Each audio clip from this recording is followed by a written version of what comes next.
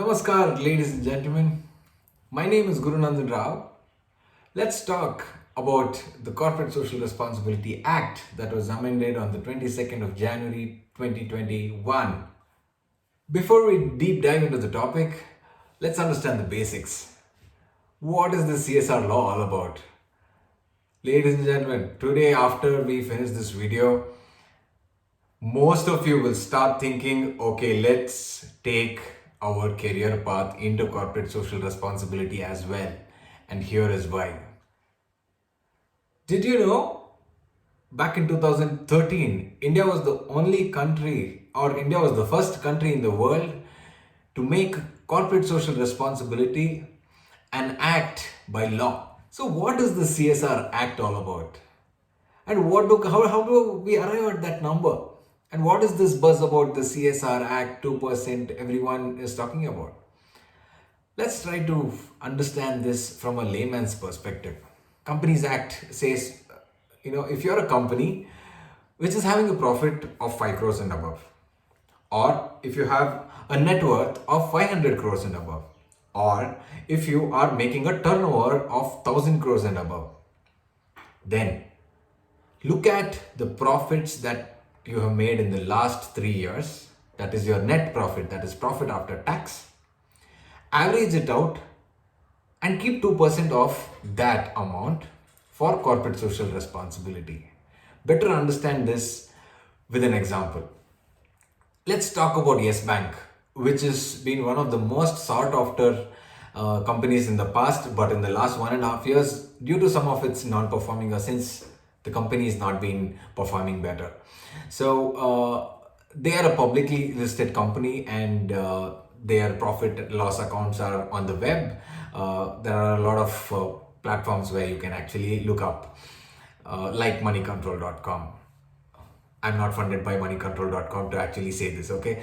So, March 2020, when they actually did put up their finances, they had a loss of minus 16,418 crores.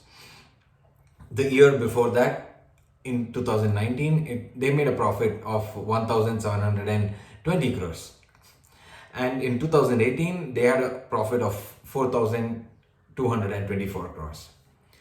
So now you simply take these three numbers, divide it by 3, you get a number, take 2% of that. If you do that, in 2020-21, their CSR budget probably would have been minus 69 crores.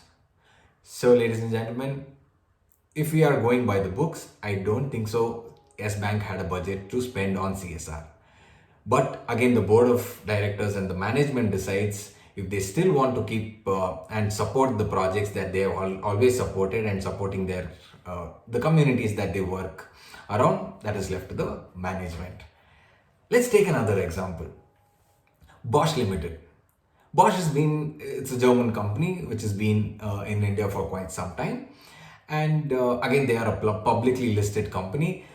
2020, they had profits of around 6,649.8 crores.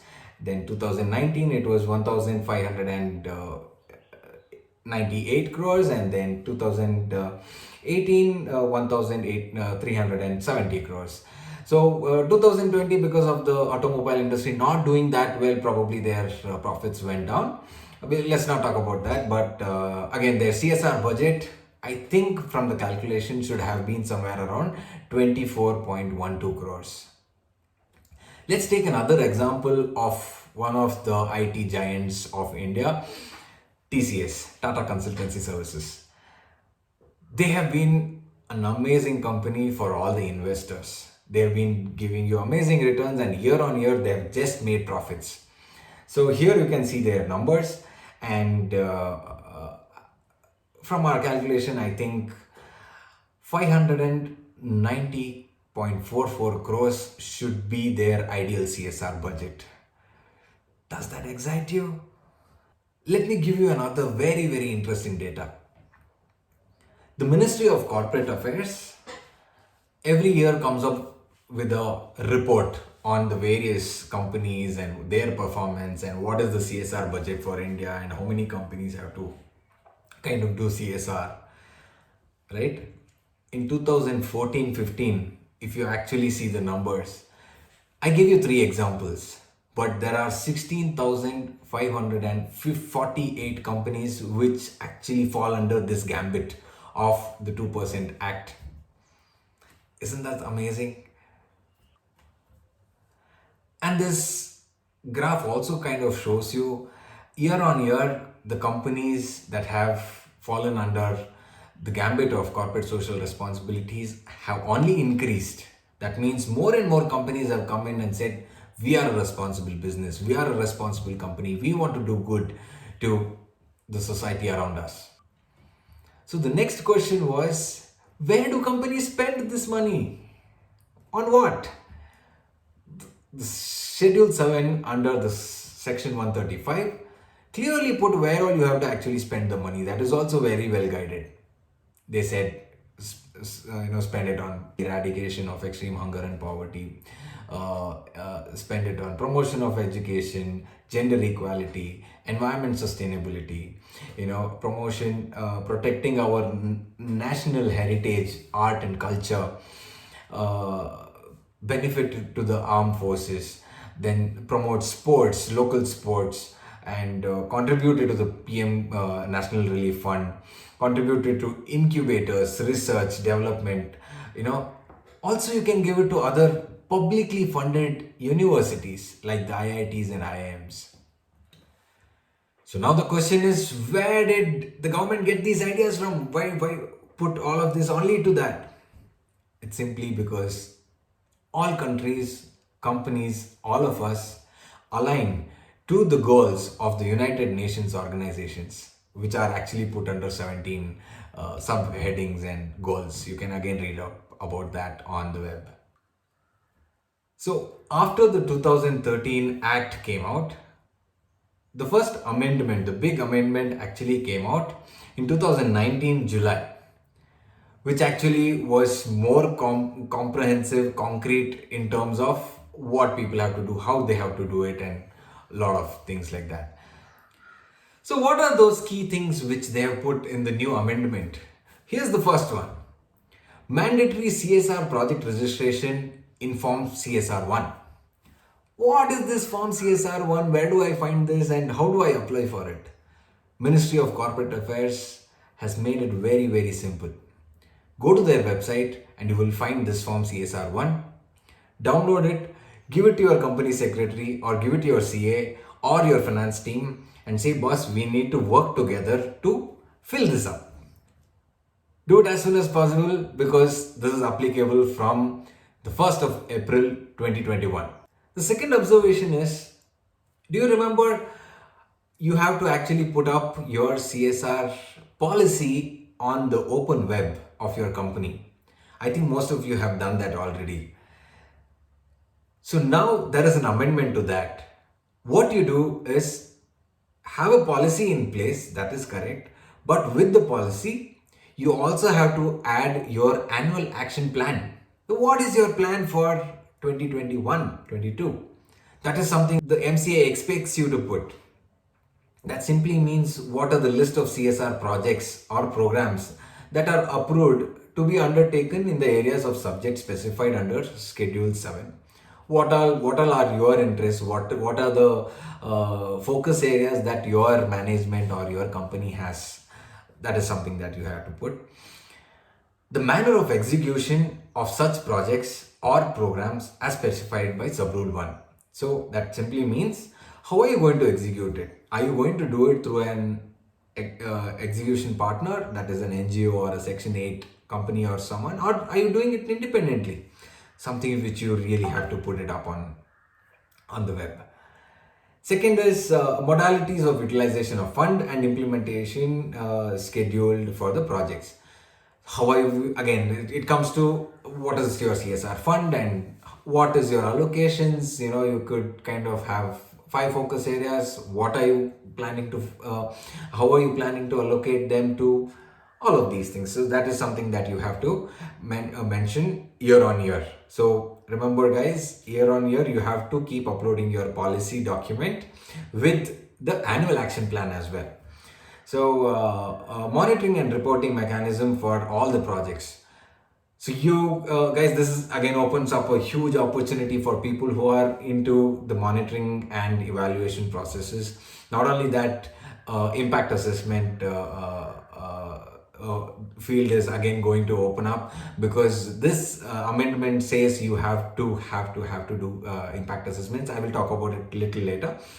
So even you have to put up your monitoring and evaluation process. How are you going to evaluate it, right? Details of need and impact assessments, if any. So see, this is very interesting.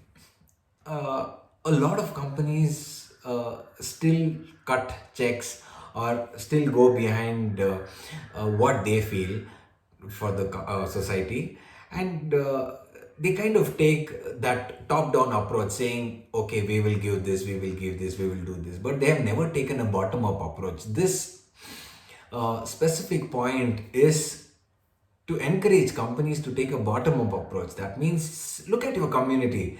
What do they need? Why don't you do a needs assessment and then design your program and projects around that? So that is how we build a community bottom up. So this is a beautiful amendment that's come into place. So the next observation is on the CSR expenditure. Here is what it reads. The board shall monitor the administrative overheads and shall not exceed 5% of the total CSR expenditure or CSR budget.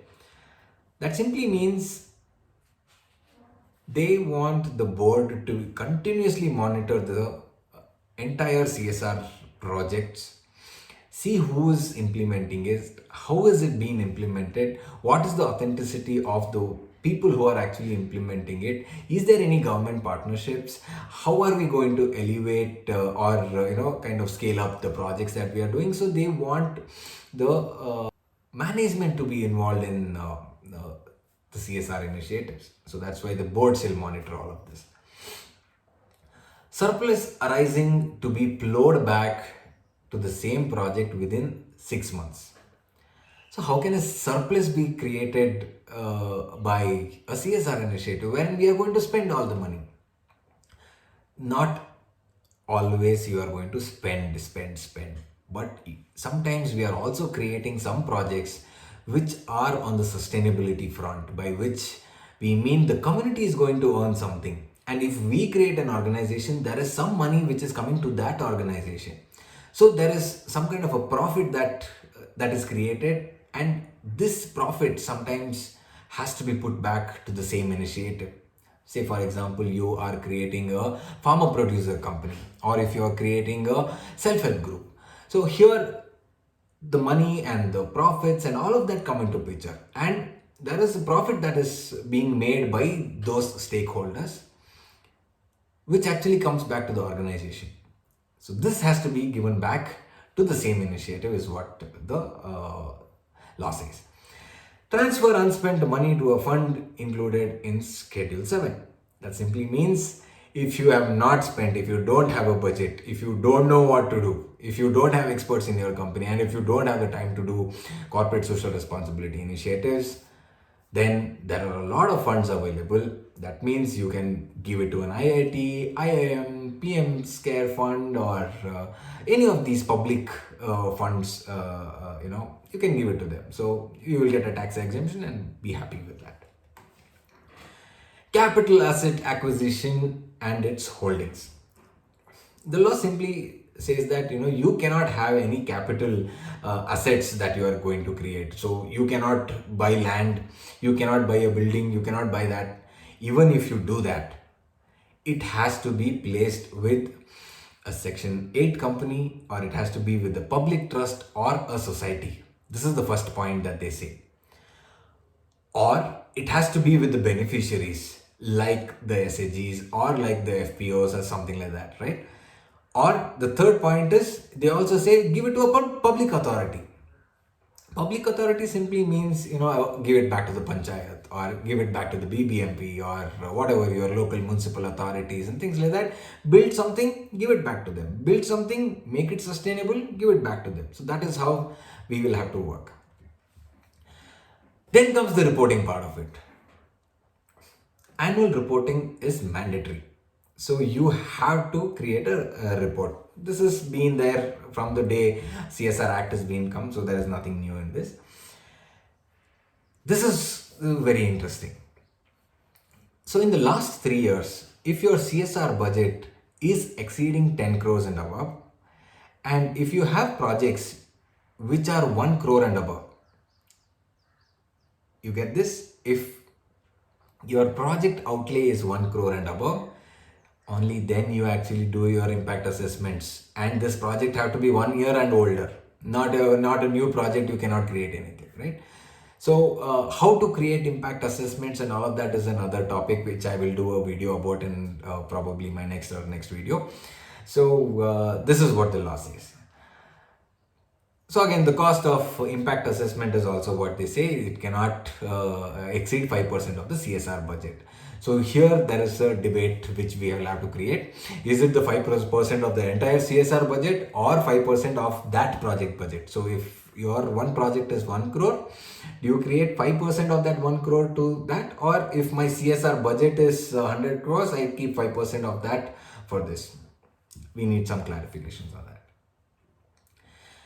So the last point is transfer all your unspent money. The government is very clear. If you are keeping this money, don't keep it with you. Transfer it to someone else. So this is my take on the entire the act that has come into picture now. So thank you guys. Hope you enjoyed this video. Anything you want to add to, please mention in the comment below. So